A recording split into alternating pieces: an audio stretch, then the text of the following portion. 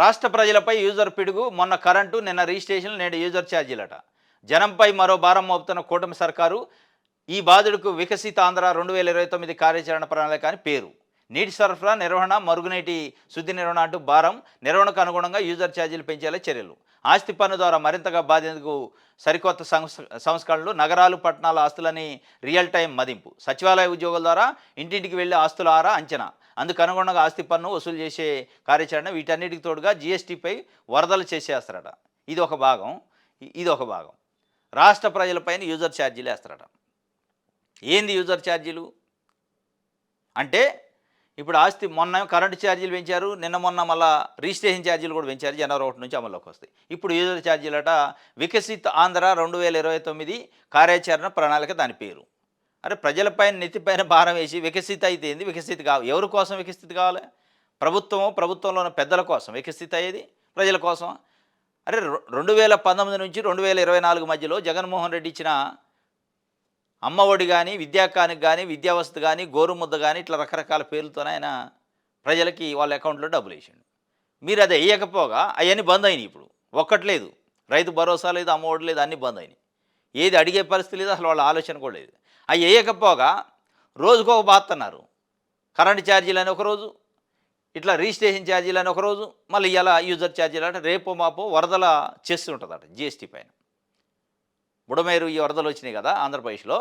ఆ వరదలకి నష్ట నివారణ కోసం కేంద్ర ప్రభుత్వాన్ని అనుమతి కోరారట జీఎస్టీ కౌన్సిల్లో. ఏమని?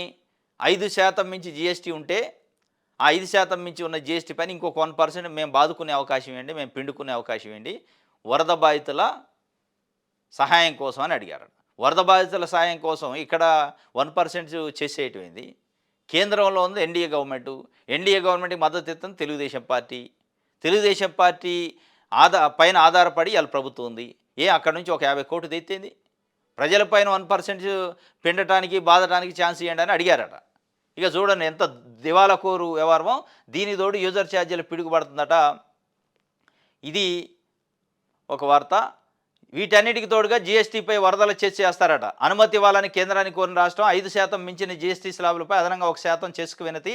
జీఎస్టీ కౌన్సిల్ భేటీలో రాష్ట్ర ఆర్థిక శాఖ మంత్రి పయ్యవల ప్రతిపాదన. పరిశీలనకు మంత్రివర్గ ఉపసంఘం వేసిన కేంద్ర ఆర్థిక మంత్రి. ఇది అయిపోయి. ఇక్కడేం జీఎస్టీ పైన 1% చెస్సు, 5% మించిన జీఎస్టీ. ఇక 5% మించిన దాని పల్లల్లో మళ్ళీ 1% ఆంధ్రప్రదేశ్ ప్రజలు కట్టాల చెస్సు వరద బాధితుల సహాయం కోసం. వరద బాధితులకు సహాయం కోసం ఇక్కడ వాళ్ళని అడగకపోతే కేంద్రంలో ప్రభుత్వం నుంచి పట్టుకురావచ్చు కానీ ఇవాళ ప్రజలు మాట్లాడుతున్న పరిస్థితి, అడుగుతున్న పరిస్థితి. ఇది ఒకటి. యూజర్ ఛార్జీలు బాధుడు ఒకటి ఉందట. నగరాలు పట్టణాల్లో ఆస్తులని రియల్ టైం మదింపట. దేనికంటే నీటి సరఫరాకట, నీటి నిర్వహణకట, మురుగునీటి శుద్ధికి, వీటి కోసం యూజర్ ఛార్జీలట. మరి ఎప్పుడు లేని, ఇప్పుడు ఏ ప్రభుత్వం ఉన్నప్పుడు రావు ఇవన్నీ. యూజర్ ఛార్జీలు రావు, చెస్సులు రావు. ఇవన్నీ ప్రజలపైన ఆర్థిక భారం మోపాయని చంద్రబాబు నాయుడు గారు కనపడ్డప్పుడే జనాలు అనుకుంటున్నారు. చంద్రబాబు నాయుడు గారు ప్రభుత్వం వచ్చినప్పుడు ఎందుకు వస్తున్నాయి ఈ ట్యాక్సులు, యూజర్ ఛార్జీలు పెంచుడు, ప్రజలపైన ఆర్థిక భారం వేయటం, లేదా ప్రజలకి ఏమైనా 1-6 వచ్చే రూపాయి ఉంటే దాన్ని కడి చేసే కార్యక్రమం ఈయన వచ్చినప్పుడు ఎందుకు వస్తున్నాయి? ఈయన ఎవరి కోసం పనిచేస్తాడు? అసలు ప్రజల కోసం పనిచేస్తాడా, పెత్తందారులు పెట్టుబడిదారుల కోసం పనిచేస్తాడా? మళ్ళీ మాట్లాడితే విజన్ అంటండి. ప్రియమ్మ విజన్ ఎక్కడది? ఓట్లేసిన ప్రజల మీద బాధలు పెట్టితే విజన్ అంటారు దాన్ని. మళ్ళీ వికసిత అట. ఎక్కడ వికసిత? ఎవరు వికసిత అవుతారు? వికసించేది ఎవరు? ఇది తెలవక జనాలు చర్చించుకుంటున్న పరిస్థితి. చంద్రబాబు నాయుడు వచ్చినప్పుడే ఎందుకు ఇట్లా అవుతుందని.